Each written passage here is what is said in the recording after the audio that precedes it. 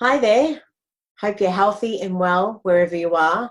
Well, now more than ever, with especially everything that we're going through, we're really seeing the importance of being healthy and having a strong immune system.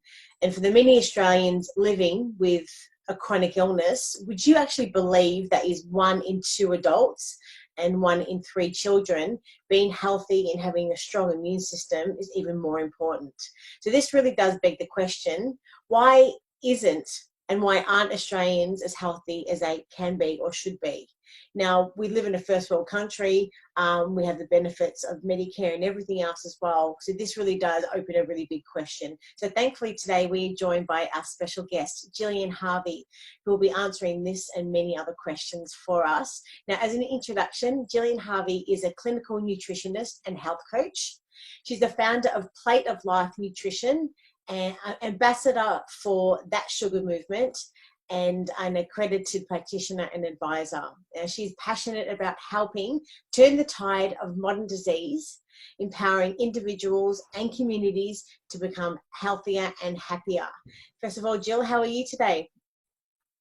I'm really well, thank you. And how are you? Yeah, look, I'm really grateful and honoured to have your time today. So thank you. And thank you for joining us. Lots of questions and lots to get through. Now, to begin with, I just mentioned earlier on, and I took some information about from the article when you're talking about chronic illness. For someone at home watching that maybe doesn't understand what the true definition of what chronic illness is, can you just give us a little bit of an overview? Sure thing. So I guess if we're speaking very broadly, chronic disease is a disease which is considered to be usually incurable, and a person's going to suffer it probably for the rest of their life and have to manage their condition. So interestingly, we see that underlying chronic disease is certainly a risk factor for catching COVID-19, having a more severe expression of it and getting sicker, and then more likely to be hospitalised. So I'll go into a few chronic diseases which, so cardiovascular disease would be considered chronic in many cases. So a person, if they're trying to manage that, they'll probably be managing that for the rest of their life. One which we don't recognise, although the incidence of this is so high in Australia, is what we call COPD, which stands for chronic obstructive pulmonary disease. Now, pulmonary refers to the lungs, and part of this family, one of these diseases is asthma. And we know that that's very, very common in Australia. And so that's another underlying condition which is certainly not going to pose greater challenges in terms of the coronavirus. And so in your opinion also, like, why don't you think overall, I guess, the health of Australians is as good as it really could be? There's a number of factors, but for me as a nutritionist, I think one of our greatest challenges is that we live in what's called an obesogenic food environment. So that means the food that we're surrounded by, the food that we have easy access to in supermarkets, and the food that is promoted to us, because we know that junk food has far more expenditure in terms of advertising it. It's in our face all the time. So, you know, for things like chips and chocolate and hamburgers, we're going to see advertising for them far more often than we'll see for veggies or fruit. And that's a commercial reality, but it just makes it harder for us. So in terms of this obesogenic food environment, the unfortunate thing is that, so if we put on a blindfold and walk into a supermarket, we've got an 80% chance that any packaged foods that we choose is going to have added sugar in it.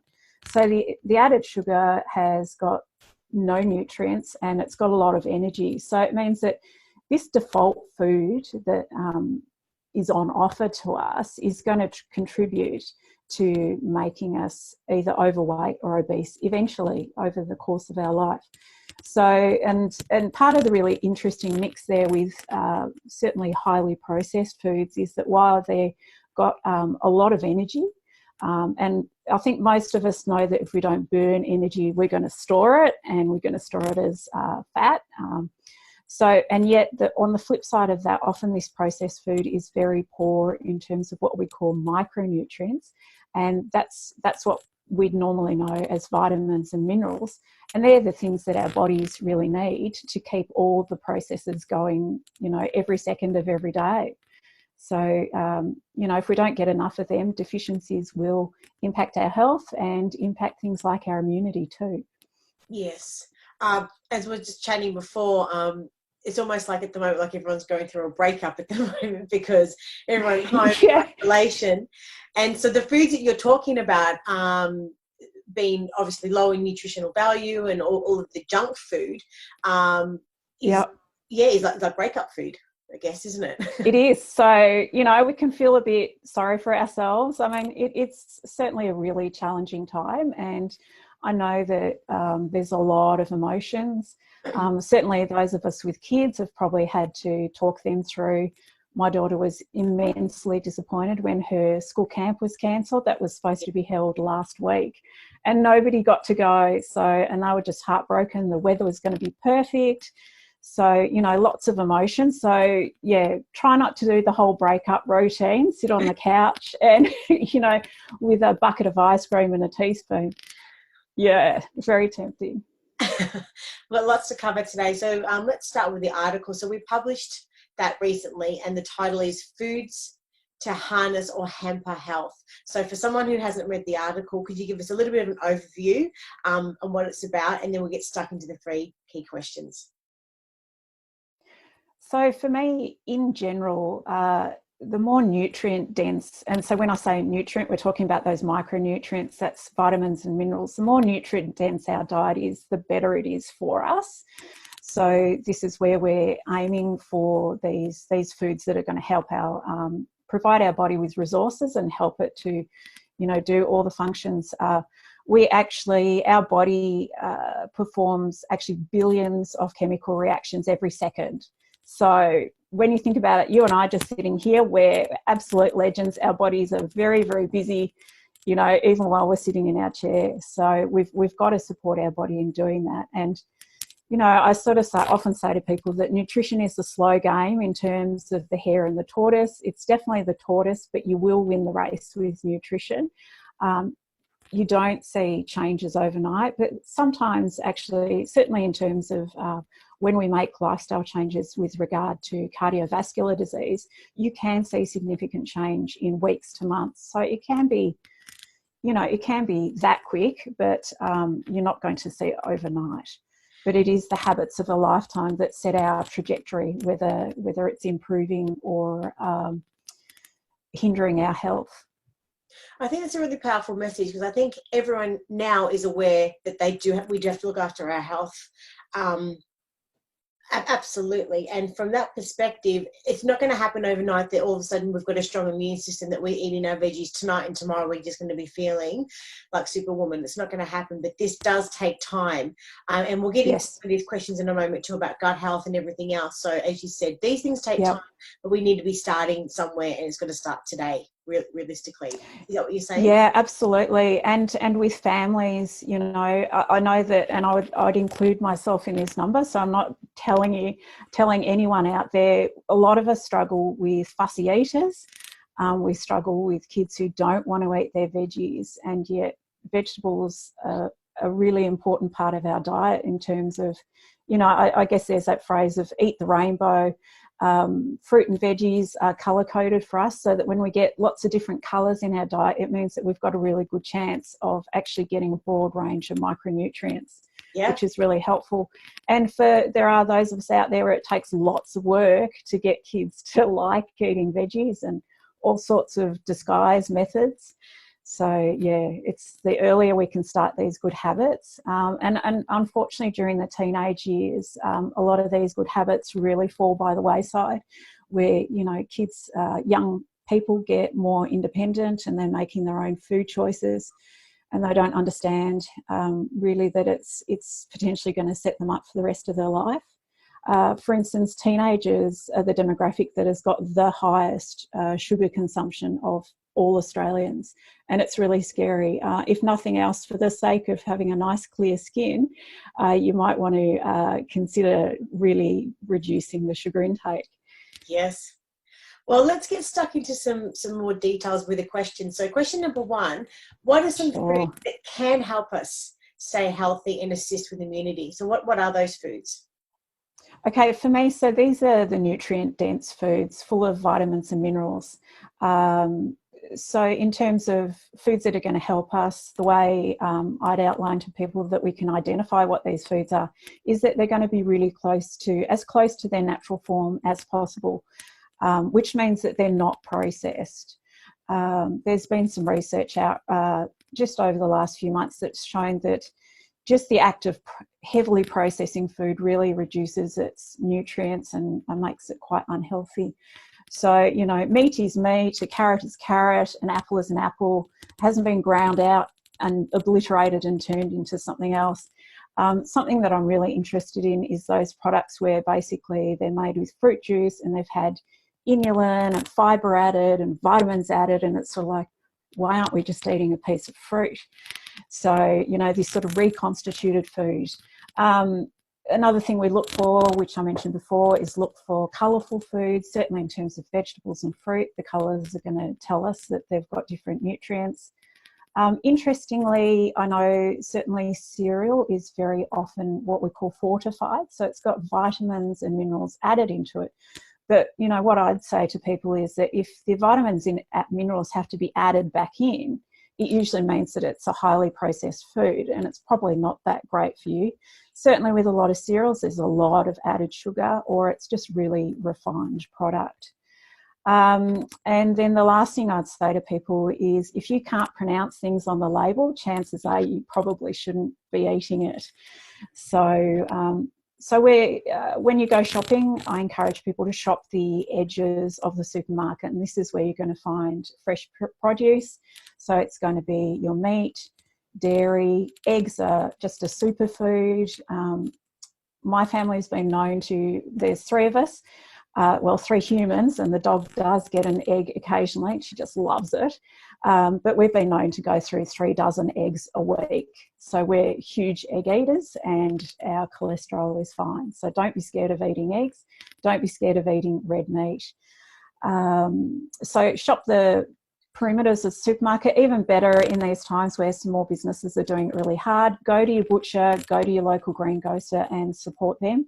Please do understand that a lot of wholesale prices have increased at the moment, so people aren't trying to rip you off, but for instance, meat is more expensive, so support the little guys. Yes. All right, well, let's get started. Yeah, sorry, continue. Yep. I was going to say there's a few specific nutrients that we can look out for.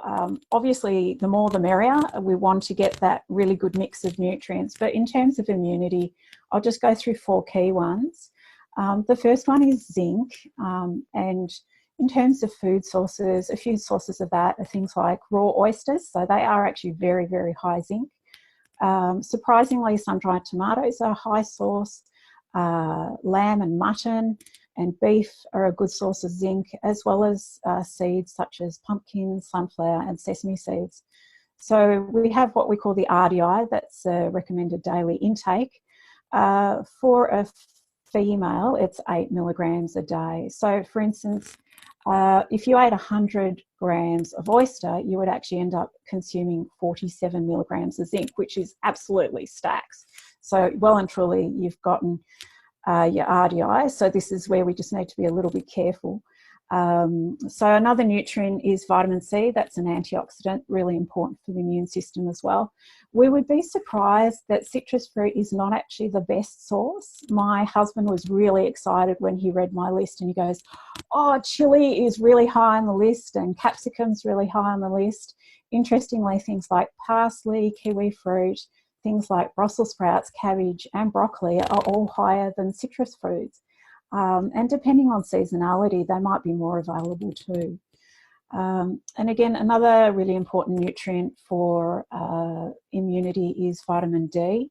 So our bodies actually produce vitamin D, and we do that through exposure, well, we'd say controlled exposure to sunshine. So we're coming into autumn, a lot of us now, so it's not like we're going to get those 40-degree days where we don't want this to be an excuse to go out and cook yourself.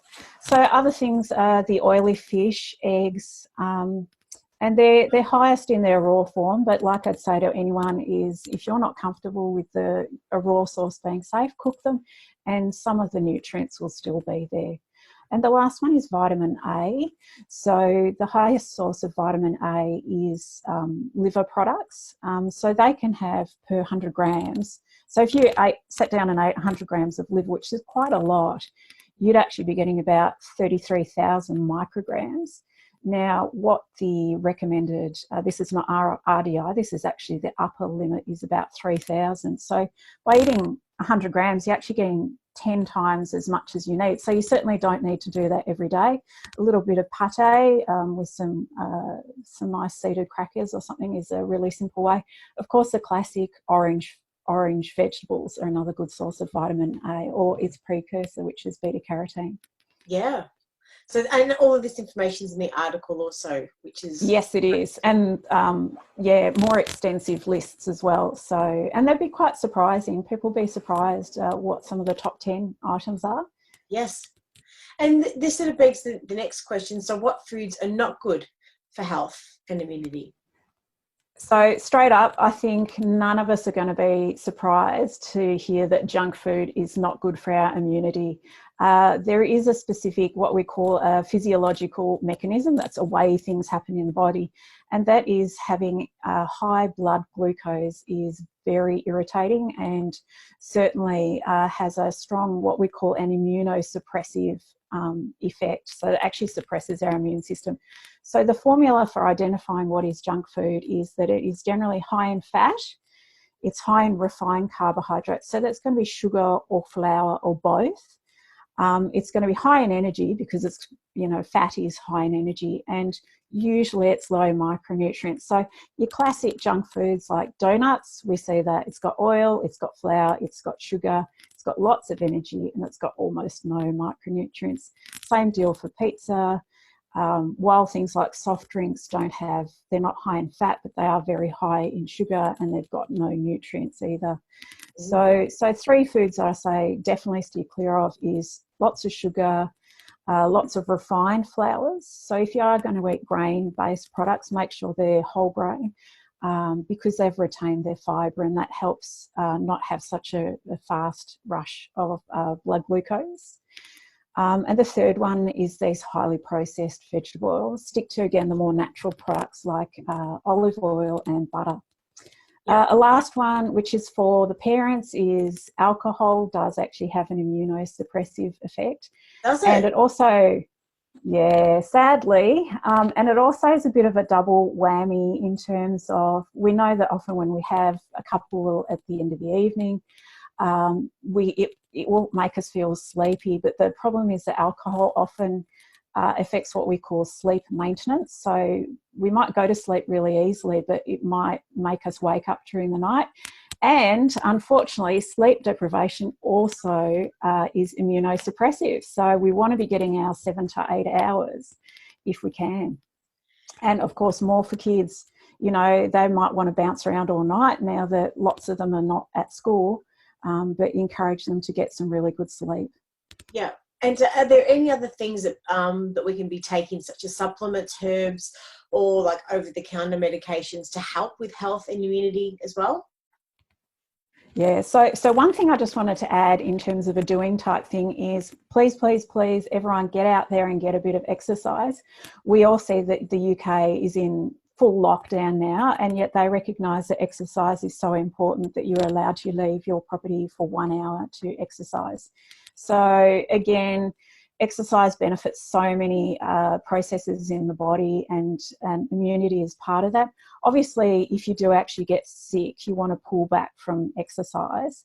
The other thing is, if you can get some time outside to get that sunlight and the vitamin D happening, that's really good as well. But in terms of taking things, I would, it's really tempting to head out and buy some high dose supplements, but I have read some material that would suggest that this is not necessarily the best thing we can do for ourselves. The other thing that's out there is herbal things. Now, we can't have it both ways with herbal preparations in terms of, you know, that they're benign and yet effective at the same time. So if it has an effect, it's got the ability to have side effects, interactions with other medications and supplements, and also contraindications. So one that's a herb that's called, it's part of a family called adaptogens. One of these ones is andrographis. Now, that is absolutely not recommended for children. It certainly can have strong side effects for them, and even high doses can affect adults and cause them digestive upsets. So, you know, I would discourage, if you want to look at high dose, either nutritional or herbal supplements, go and see someone who's qualified to give you advice, who will look at your personal circumstances, who will look at your medications you're on, make sure there's no clashes. The last thing I'd say in terms of over-the-counter things, I have read in one of my local community web pages or Facebook groups is that there's been a run on things like Ventolin. So people have obviously been going, oh, well, I've heard that Ventolin can help you breathe easier, and if I end up catching COVID-19, that if I've got the Ventolin, that's really great. And yet what we're seeing is that people who are managing asthma, which is a chronic disease, can't get Ventolin anymore because people have just been going, oh, I'll buy one just in case. So again, you know, don't go nuts with the over-the-counter medications. You will probably just spend a fortune and end up with a whole lot of expired medication. And the other thing is the people who really need it can't get their hands on it. So I just generally say to people, take it easy and seek professional advice if you're interested in either nutritional or herbal supplements. Yeah. So to paraphrase, I guess, everything that we've spoken about, so it's the understanding the fresh food is I guess the best source where we can't sort of get access to fresh foods. I mean, there even tinned foods and sometimes snap frozen veggies and that sort of stuff is going to be just as good, but as much as possible to get those veggies in us adults and children, and overall understanding as much as possible with the foods to have a read of the article, look at the list. As you said, there's a long list of different types of food groups that have zinc, vitamin C, vitamin D, all the things that you have mentioned also, but just to be aware as much as possible to incorporate them into our diet. And the overall, absolutely. Yeah, we're really, really grateful for your time. You've given us some really insightful information. We'll have a link to the article at the bottom of this introduction paragraph. But if anyone's got any questions and they want to be able to reach out to you, whereabouts can they find you? They can absolutely contact me through my Facebook page, which is Plate of Life, or my website, which is plateoflife.com.au. Feel free to either DM me through Facebook, or my website does actually have an inquiry field on it, so feel free to flick it through. I really like to hear from people what their interests are and what their questions are, and I'm trying to do a Facebook Live once a week so that I can answer these questions to a wider group of people rather than just doing one-on-one, because I think it's so important that we get really good information at this stage. And I guess that would be my last point is I'd encourage everyone to be a critical consumer of health information, because there's some pretty interesting concepts out there at the moment in the world of the World Wide Web. So do be a critical consumer. Look for some research behind things. Obviously, with COVID-19, it's pretty new, and the research is only just coming out now. So it's not like we've got decades and decades worth of research to work with. So there's a lot of people out there doing a lot of guesswork. So look for some good, solid information. Yes, and control the one thing that we can, and that's what we put in our mouths. And as much as possible, start to build up those immune systems with healthy fruit, vegetables, and all the vitamins and nutrients that we need. So once again, so grateful for your time, and hopefully we'll have the opportunity for another chat soon as well. Take care. I'd love to. Thanks for the opportunity, Rachel. I'll speak soon. Namaste. Bye.